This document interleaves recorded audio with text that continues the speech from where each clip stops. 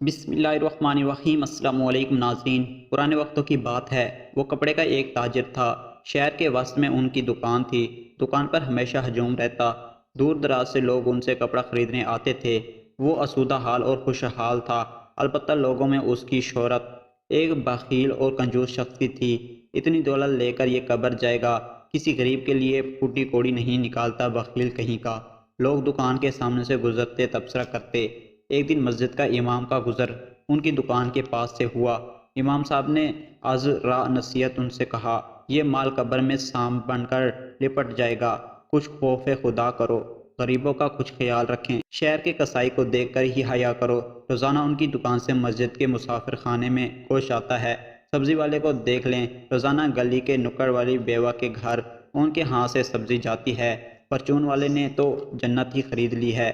کئی یتیموں کے گھر ماہانہ راشن ان کی دکان سے جاتا ہے، اللہ قبول کر لے۔ کچھ عرصے بعد کپڑے کے اس تاجر کا انتقال ہوتا ہے۔ مولوی کو جنازہ پڑھنے کے لیے بلایا جاتا ہے۔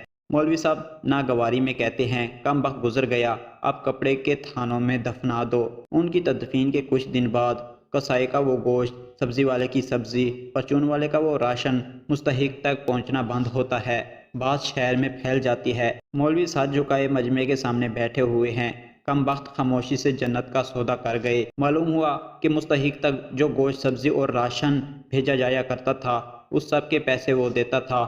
یہ سلسلہ تب سے جاری تھا جب اس نے تجارت شروع کی تھی۔ اس نے گوشت، سبزی اور پرچون والے کو پابند کیا ہوا تھا کہ یہ راز کبھی افشا نہیں کرنا۔ وہ اس سے اپنے اور اپنے رب کے درمیان رکھنا چاہتا تھا۔ اس کہانی میں بہت سارے اسباق ہیں۔